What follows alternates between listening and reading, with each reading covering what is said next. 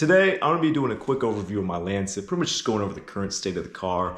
Obviously, it came from a little bit of a rough past. It was pretty jacked up, I think, in Japan, but I've pretty much fixed a lot of that, gotten rid of a lot of the janky wiring, and pretty much just gonna go over how I'm gonna modify this car, what's wrong with the car, what I need to add, and yeah, hope you guys enjoy.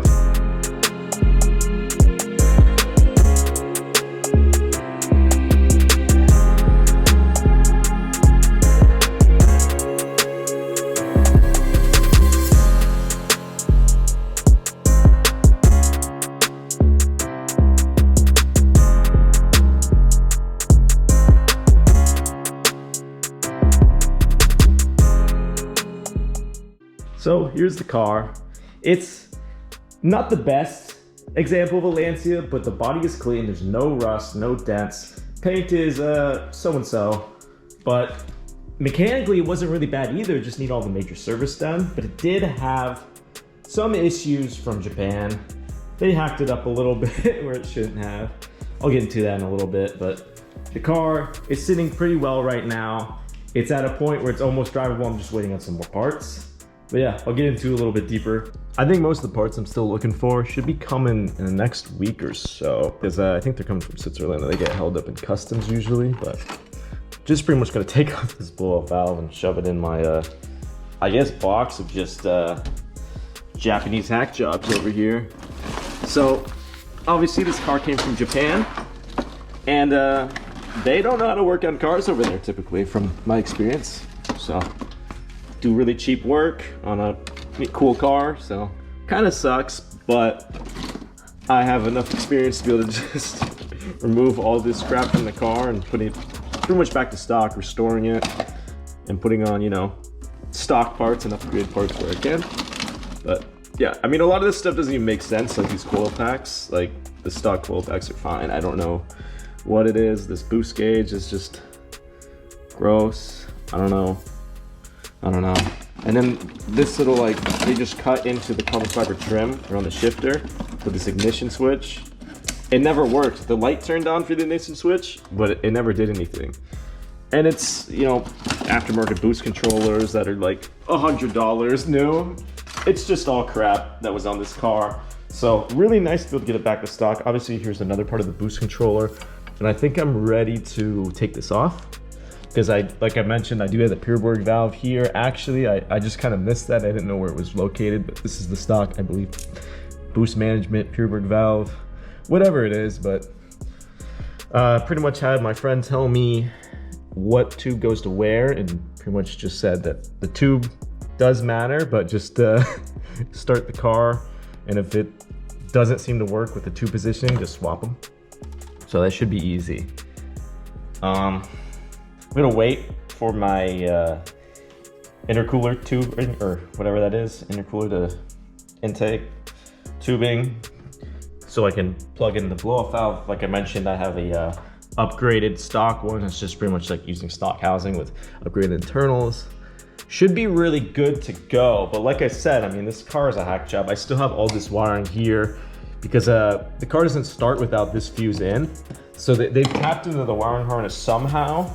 I believe it should all run well. There's nothing still left on the car with weird boost management, and nothing like requires that from the wiring I've seen.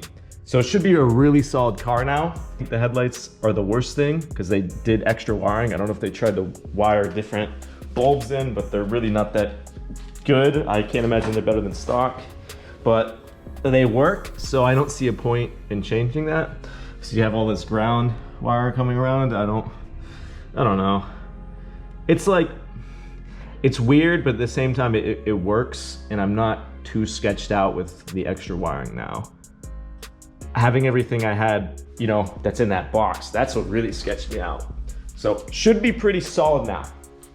Again, not perfect, but I bought this car 10,000 kilometers, which is like 70,000 miles or something. I don't know the exact kilometers, but I know it's about 77,000 miles.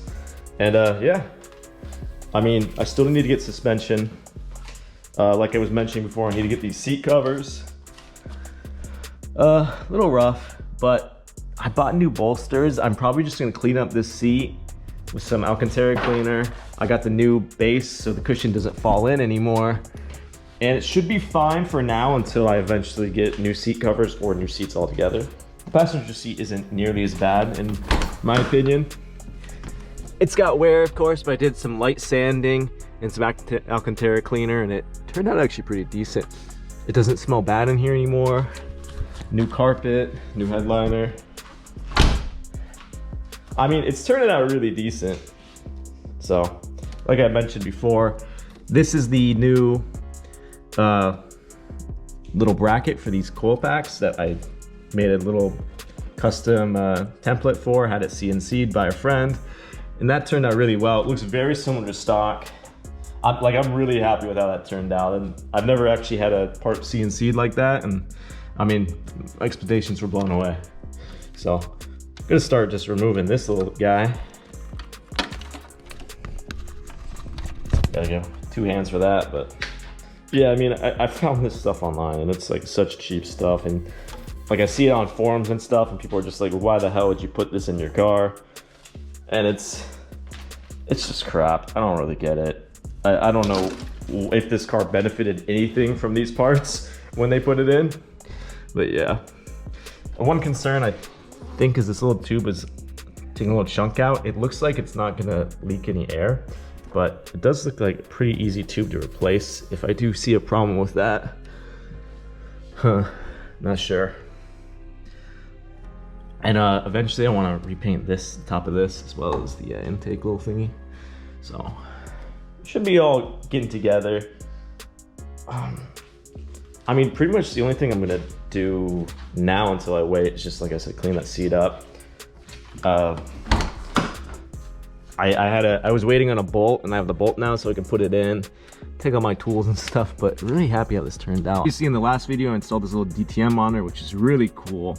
I took out more boost crap in here, and it should be pretty solid. There's still like a few stray wires, but they shouldn't be interfering with anything. I need a radio and speakers as well. I don't even know if there's speakers in here, but yeah, it's getting there.